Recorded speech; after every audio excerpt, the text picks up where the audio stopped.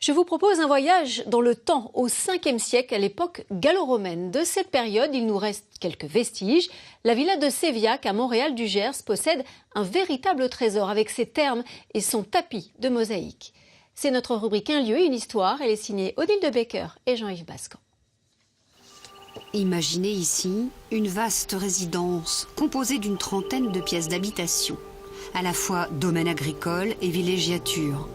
Près de 6000 m² de surface, aujourd'hui, les vestiges laissent entrevoir le luxe de cette demeure.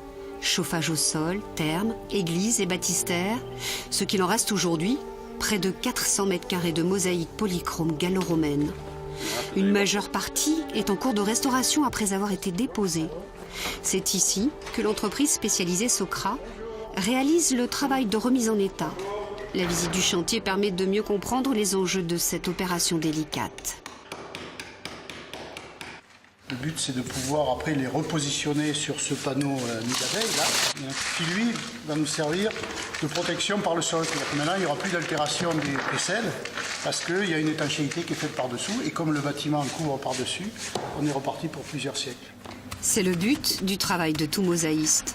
Mais pour Clio Nané, natif de Rome, c'est plus encore. Je suis très liée, on va dire, à ma terre, l'Italie. Pour moi, les Romains, c'est nos ancêtres. Et tout ce qu'ils ont amené, c'est une telle richesse, le découvrir et prendre soin de tout ça pour qu'ils puissent aller le plus loin possible. Sur le plan de travail, les mosaïques de la villa de Séviac sont minutieusement reconstituées au fil des jours. Les tesselles, nom donné aux petits morceaux de pierre qui forment les motifs, représentent une dizaine de couleurs.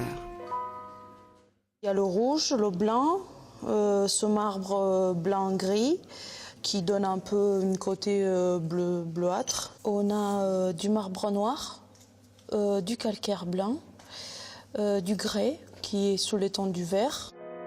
Une trentaine de motifs essentiellement géométriques et floraux composent ces fresques de l'école d'Aquitaine.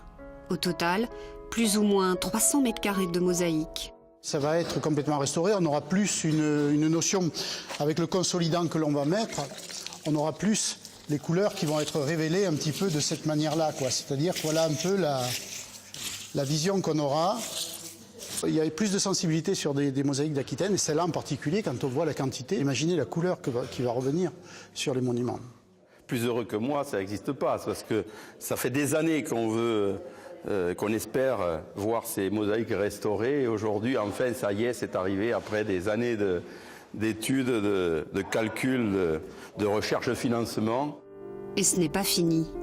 Pour boucler le projet final avec la couverture du site sur 2000 m², il manque 200 000 € dans les caisses du syndicat intercommunal à vocation unique avant l'ouverture prévue dans un an.